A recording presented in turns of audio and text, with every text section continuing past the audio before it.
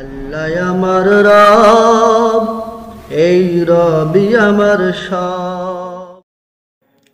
আসসালামু আলাইকুম রহমতুল্লাহি ওবরাকাতুহু। আমরা পঞ্চম পর্বে চলে আসলাম অজুর মাসলা মাসাল বিষয়ে।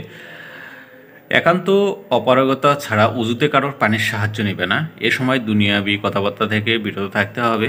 পানির পরিমাণ যত বেশি হোক না কেন, এমনকি নদীর তীরেও যদি বসে আপনি উজুর প্রয়োজন মনে করেন, উজু করেন, সেজন্য প্রয়োজনের বেশি পানি খরচ করবে না।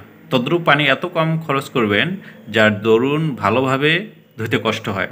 কোনো অঙ্গ ৩ বারের বেশি ধোয়া যাবে না। চেহারা ধোয়ার সময় পানি জোরে মারবেন না এবং পানি ছেটাবেন না। চোখ মুখ বন্ধ করে রাখবেন না, কারণ এসব কাজ উজুতে মাকরুহ নিষেধ।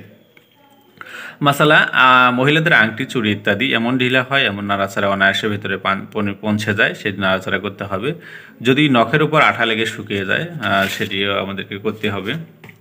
মাসালা, উজু করার সময় যদি শরীরে কোনো জায়গায় শুকনো থাকে এবং উজু শেষ হওয়ার পরে জানা যায় যে আপনার ওই স্থানটি শুকনো রয়েছে, তাহলে শুষ্ক স্থান শুধু হাত দ্বারা মুছে দেওয়া যথেষ্ট হবে না, বরং যে জায়গায় পানি দ্বারা ধৌত করা অপরিহার্য হবে। মানে যদি আপনি দেখেন কখনো এটি শুষ্ক রয়েছে, সেটি আপনি নতুন করে ধুয়ে দেবেন, বা নতুন করে আপনাকে কী করতে হবে, উজু করতে হবে, পানি দ্বারা ধৌত করতে হবে। যদি উজুর সঙ্গে এমন কোনো রোগ থাকে যার দারুণ পানি ব্যবহার করতে আপনার কষ্ট হয়, ধরুন আপনার রোগ রয়েছে এবং পানি ব্যবহার করতে আপনার কষ্ট হচ্ছে, সেই ক্ষেত্রে তাহলে আপনি রোগের স্থানে পানি না নিলে শুধু ভিজা হাত দ্বারা মুছে দিবেন। যদি হাত দ্বারা মাসা করা ক্ষতিকর হয়, তাহলে সে জায়গায় খালি রেখে দিবেন। মাসালা হচ্ছে, যদি জখমের উপর ব্যান্ডেজ থাকে, ব্যান্ডেজ খুলে জখমে মাসা করলে কিংবা পুনরায় ব্যান্ডেজ লাগালে ক্ষতির আশঙ্কা থাকে, তাহলে ব্যান্ডেজের উপর মাসা করা যায় যাবে। মাসালা হচ্ছে, হাড্ডি ভেঙে যাওয়ার পর আহত স্থানে যে বাঁশের চটি বাঁধা হয় তার এই হুকুম। আর যতদিন পর্যন্ত ব্যান্ডেজ খুলতে অসুবিধা হবে ততদিন বাঁশের উপর মাসা করবেন।